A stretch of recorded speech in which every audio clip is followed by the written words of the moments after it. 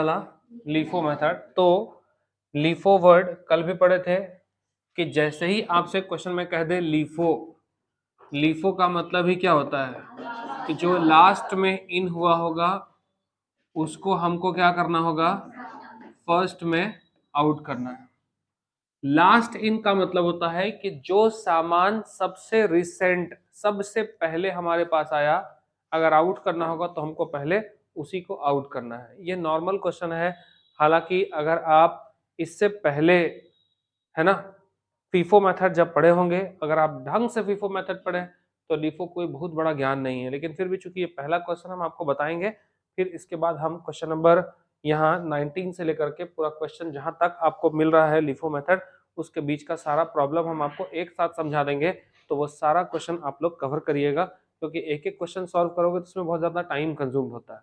तो एक क्वेश्चन हम बताएंगे, बाकी सारा क्वेश्चन में जो जो प्रॉब्लम हो हम आपको एक साथ बता देंगे कि किस प्रॉब्लम को कैसे सॉल्व करना है।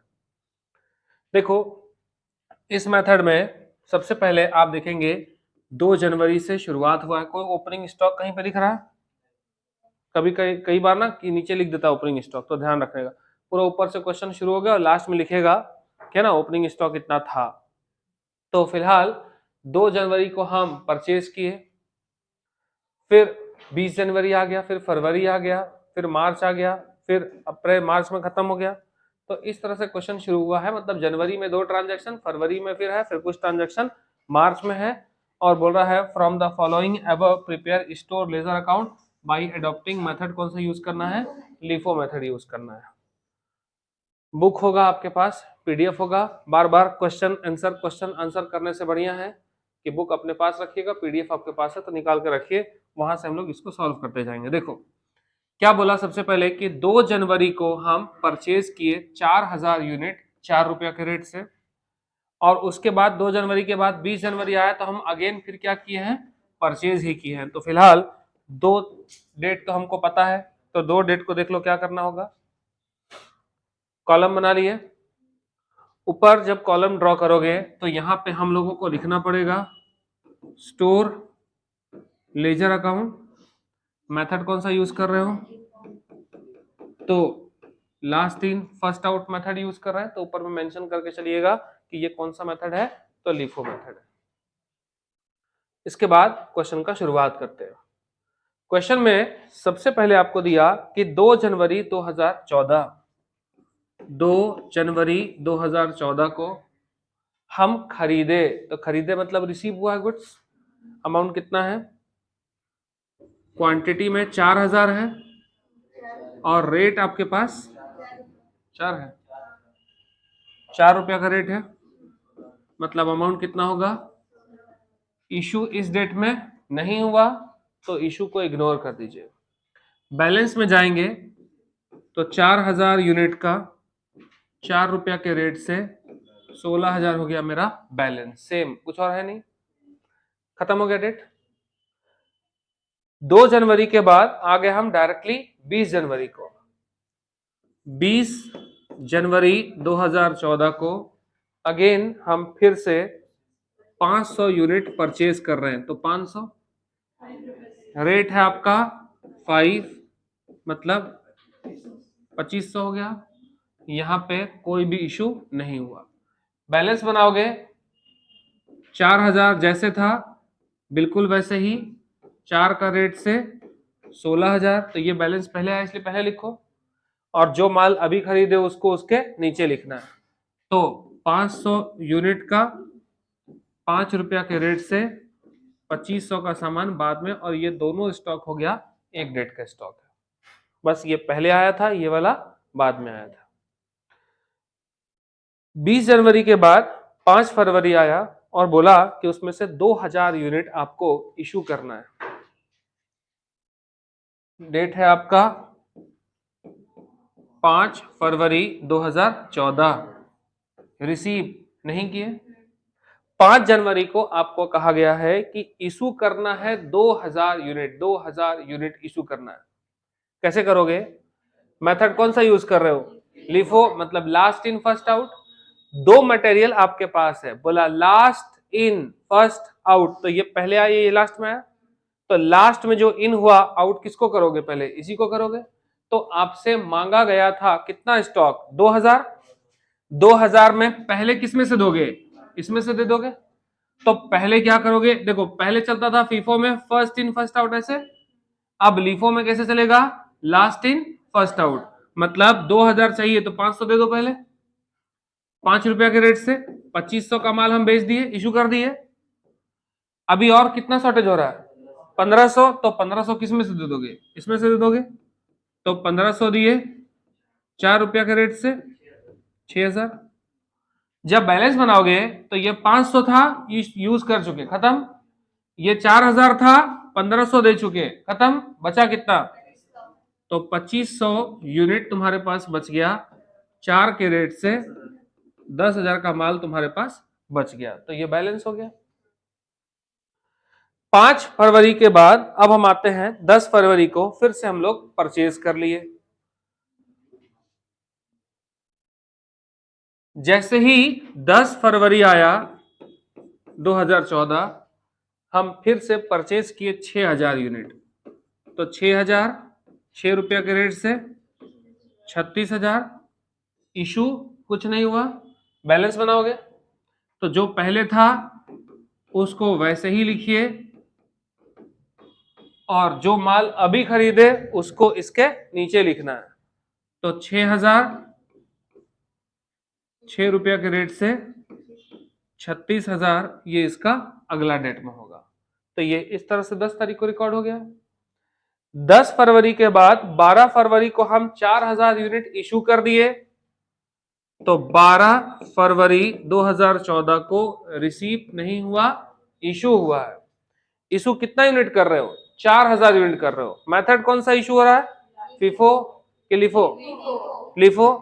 इसका मतलब कि बोला पहले इशू करो कितना, 4000, तो ऑब्वियसली इसमें से पहले हो सकता था, जरूरत ही नहीं पड़ेगा ऊपर जाने का। तो आपको क्या करना होगा कि पूरा माल इसमें से मिल जाएगा। तो 4000 यूनिट आप इशू कर सकते हो 6 रुपया के रेट से 24,000, ठीक है ना। अब 6 में से हम 4 दे दिए, बचा कितना। तो ऐसा नहीं कि पहले उसको लिख देना, जिस सीक्वेंस में यहां लिखा हुआ उसी सीक्वेंस उसी सीरीज में आपको ऐसे यहां भी लिखना है। ऐसा नहीं कि इसमें से दे दिए तो पहले इसको लिख देगा बाद में इसको लिख देना, ये जैसे है बिल्कुल वैसे ही रहेगा। तो 2500 यूनिट था, 4 रुपया के रेट से 10,000 का माल पड़ा हुआ था, जैसे था बिल्कुल वैसे छोड़ दीजिए। 6000 में हम 4000 दिए तो 2000 बच गया। तो 2000 यूनिट का 6 रुपया के रेट से 12,000 यहां लिखिएगा, और ये दोनों हो गया एक डेट का स्टॉक। अब इस तरह हम कहां पहुंच गए, 12 तारीख। अब आ गए मार्च में। मार्च में 2 मार्च को, 2 मार्च 2014 को अगेन हम परचेज नहीं करके फिर से हम क्या कर रहे हैं, इशू कर रहे हैं। 1000 यूनिट इशू कर रहे हैं। 1000 यूनिट कर रहे हो तो ऑब्वियसली तुम्हारे पास ये माल बचा हुआ है, तो आप इसी में से क्या करोगे, 1000 इशू किए 6 रुपया के रेट से 6000। जब बैलेंस बनाओगे तो फिर जैसे था वैसे ही 2500 यूनिट का माल पड़ा हुआ रह गया,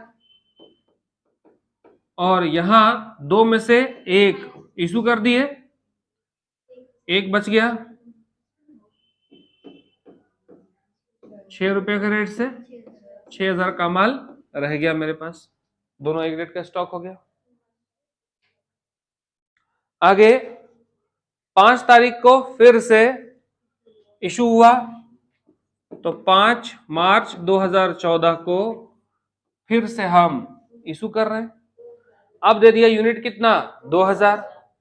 तो 2000 में पहले ही क्या करो, 1000 जो था ये पहले दे दो 6 रुपया के रेट से 6000। तो ये जो 1000 था ये पूरा इशू हो गया, खत्म। अब आपको ऊपर जाना है तो उसमें से कितना दोगे, 1000, 4 रुपया के रेट से 4000। तो ये वाला जो स्टॉक था ये इसको पूरा इशू कर दिए, खत्म। और ये जो स्टॉक था उसमें हम कितना दे चुके, 1000, बचा कितना 1500, 4 रुपया के रेट से 6000 का माल बच गया, काम खत्म। 5 तारीख के बाद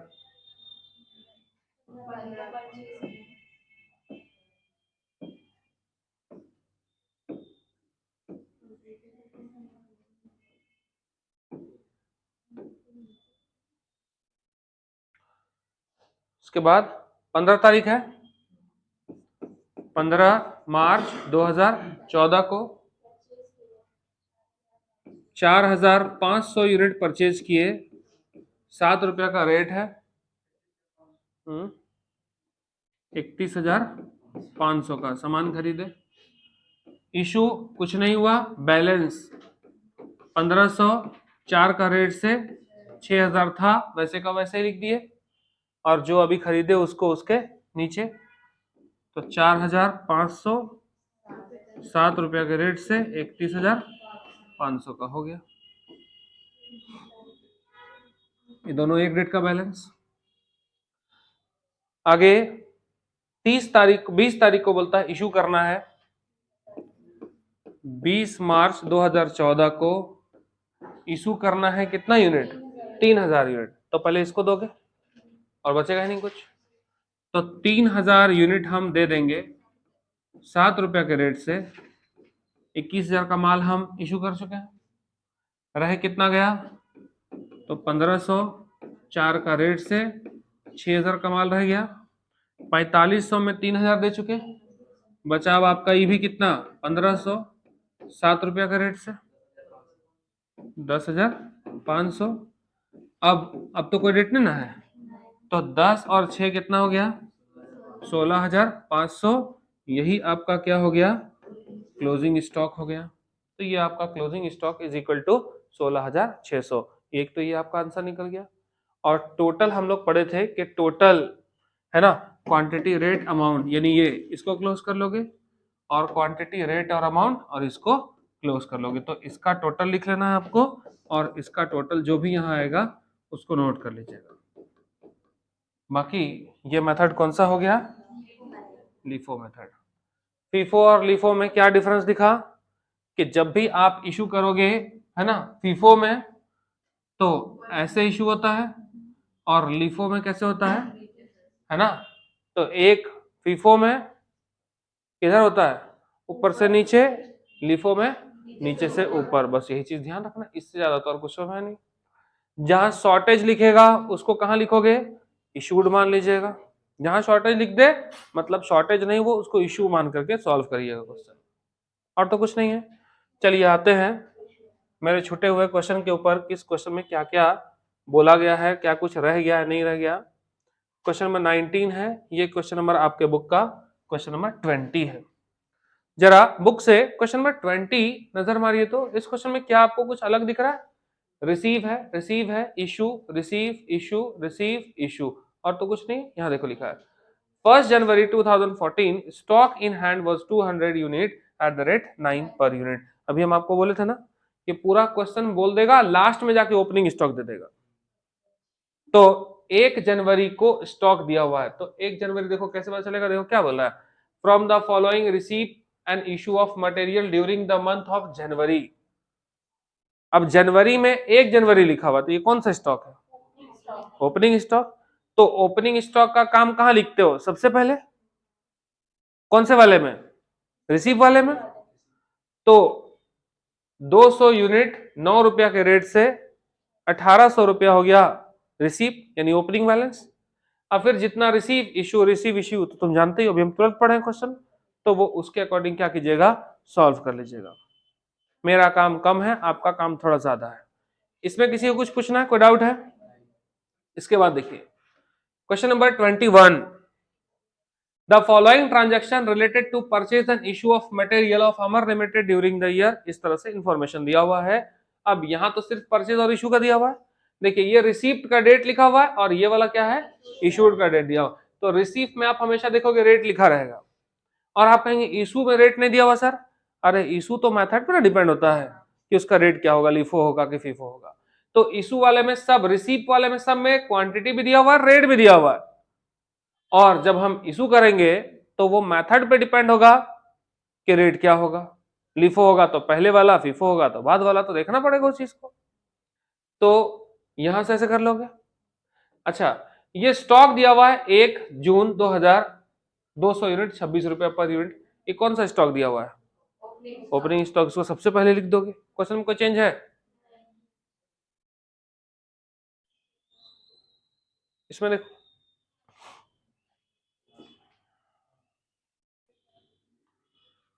20 मार्च, इसमें 20 मार्च 10 यूनिट इशू किए, है ना, 20 मार्च 10 यूनिट इशूड और 14 मार्च were returned by the department. On 30 March a difference of 12 unit was found as per the physical verification. इसका क्या करना है भाई, क्या करना, देखो 20 मार्च को 10 यूनिट इशू कर देना है, on 14th March way return by the department. मतलब ऊपर देखिए 1, 12, 16, फिर इस तरह से 4, इतना है ना। 20 मार्च कब आएगा, पहले हम क्या करे होंगे, ओपनिंग स्टॉक लिखे होंगे। 1 मार्च को पहले हम रिसीव कर लिए, 1 मार्च के बाद क्या आया होगा, फिर 12 मार्च आया होगा, फिर से परचेज कर लिए, अच्छा सॉरी 4 मार्च आया, इशू कर दिए, फिर 4 मार्च के बाद 12 आया होगा, परचेज कर लिए, फिर क्या हुआ होगा, ऐसे आगे चलते गए होगा। कहता है जैसे ही 20 मार्च आया 10 यूनिट हम क्या किए थे, इशू कर दिए थे। तो इशू करने आता है कि नहीं आता है, इशू करना है। रेट कौन सा होगा सर, जो मेथड बोलेगा उसके अकॉर्डिंग रेट होगा। कर आगे कॉमा, कर on 14th March we are return by the department, जो कि 14 मार्च को वापस आया था, हम उसको क्या किए, रिटर्न कर दिए। मतलब एक ही क्वेश्चन को वापस करना। रिटर्न को किस में लिखोगे, यहां देखिए, अच्छा मतलब यहां देखो, ये रिटर्न को किस में लिखोगे, 14 मार्च का क्वेश्चन यहां दिया हो, देखो तो कितना लिखा है, क्या किए थे उस समय, ठीक। तो यहां हम उसको इशू में दिखाएंगे, यहां उसको इशू में दिखाएंगे। कहता है 14 मार्च को जो सामान हम इशू किए थे वो वाला सामान क्या हो गया है, रिटर्न हो गया है। तो रिटर्न का कॉलम बनता है इसमें, किसमें लिखोगे, तो हम रिसीव करें, रिटर्न किया हुआ सामान हम रिसीव किए या हम कुछ भी रिसीव किए, रिटर्न, रिटर्न मतलब रिसीव ही ना हुआ। मतलब यहां क्या करोगे कि 14 मार्च वाले डेट में 175 यूनिट पहले तुम इशू में दिखा दोगे इसको। जब इशू में दिखा दिए, 14 मार्च बीत गया, तो 14 मार्च के बाद कौन सा डेट आया होगा, 20 मार्च आया होगा। तो कहता 20 मार्च को क्या हो गया कि वो माल जो बेचे थे उसमें से 10 यूनिट क्या हो गया, वो रिटर्न हो गया। तो इशू हम इतना किए थे, लेकिन रिटर्न उसमें से कितना कर लोगे, 10 यूनिट रिटर्न में, यानी रिसीव में लिख देना। अब रेट का बात है कि रेट कौन सा होगा, तो जब भी मेरा इशू किया हुआ माल वापस हो जाए तो उस समय उसको खाली याद रखना है कि मेथड नहीं लगाना है, जिस रेट पे हमने इशू किया होगा उसी रेट पर वो माल क्या होगा मेरे पास, रिटर्न हो जाएगा। इस चीज को खाली ध्यान रखना है। समझ रहे हो क्या बोल रहे हैं, दोबारा बोल रहे हैं, 14 मार्च को 175 यूनिट इशू किए होंगे। जब इशू किए होंगे तो उस समय इसका कोई ना कोई रेट होगा कि नहीं होगा, और बाद में 14 के बाद 15 है, 16 है, 17 है, 16 है, तो 16 वाला एंट्री कर चुके होंगे, 18 वाला भी एंट्री कर चुके होंगे, और अब जब 20 आया तो 20 तारीख को कहता है आपसे कि जो माल हम यहां इशू किए थे उसमें से 10 यूनिट माल जो है वो क्या हो गया, अब वो वापस आ गया। तो वापस को किस में लिखोगे, रिसीव में लिखोगे, लेकिन रेट कौन वाला लिखोगे, जिस रेट पर यहां इशू हुआ होगा उसी रेट पर तुम क्या करोगे, उसको वापस, यानी उसको परचेज मान के चलोगे। बस इतना ध्यान रखना है।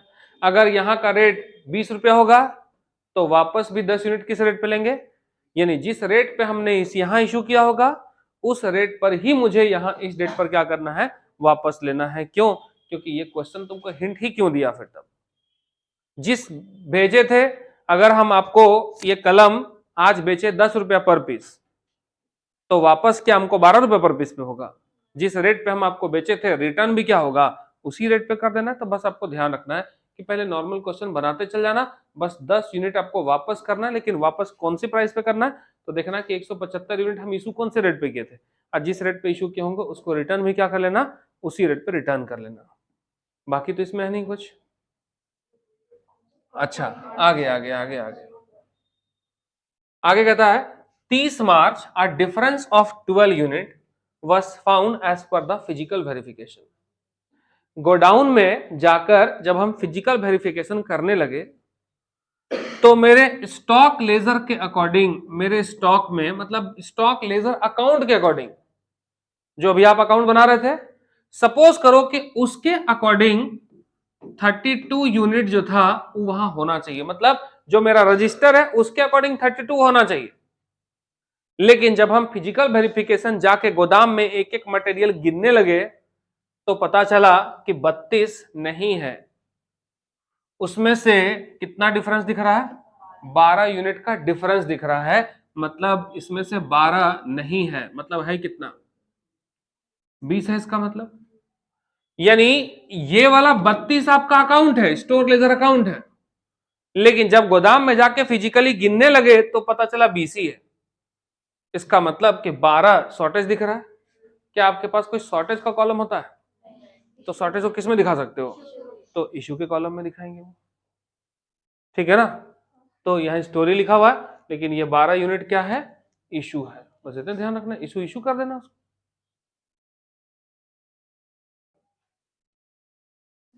हाँ, अगर रिटर्न मान लीजिए दो प्राइस हुआ उसमें, तो उसमें से कौन सा प्राइस लेंगे? रिटर्न में जो रिटर्न जब भी होगा, जो हमेशा करंट प्राइस था उस प्राइस पे रिटर्न होगा। देखो, अगर हम इशू किए थे और इशू किया हुआ वापस हो गया तो कोई ना कोई स्टॉक देगा ना कि किस में से वापस करना है। जैसे अभी हम लोग को बोला ना 175 यूनिट जो इशू किए थे उसमें से हमको वापस कर लेना है 10 यूनिट, तो जिस रेट पे हम इशू किए थे उसी रेट पे वापस करना है।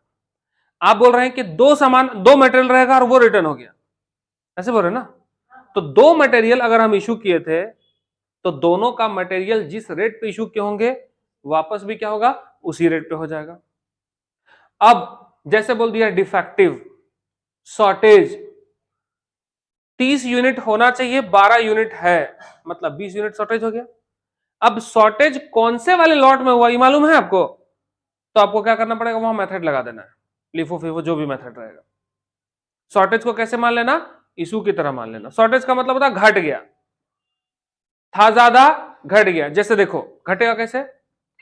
आलू नया नया निकल रहा है, तो जब नया आलू खेत से निकलेगा तो बहुत वेटेड होता है। गोदाम में खरीद के लाए, सपोज करो 1 क्विंटल, अब रखे रखे वेटेड जो होता है उसका पानी अब सूख जाता था, थोड़ा वेट कम होगा कि नहीं होगा? अब क्या मानोगे उसको? शॉर्टेज है ना। तो क्या मानिए, कौन सा वाला बोरी आलू सूखा, ऐसा करोगे कभी भी? तो क्या करोगे? जो मेथड होगा उस मेथड के अकॉर्डिंग आप लगा दोगे कि जो माल सबसे पुराना होगा या नया होगा, जो भी मेथड लिफो फिफो होगा। तो जब शॉर्टेज हो जाए, स्पॉइल हो जाए, चोरी हो जाए, ऐसा वाला क्वेश्चन कभी भी लिखा रहेगा तो उस केस में हमको मेथड लगा देना है, लिफो फिफो जो भी होगा।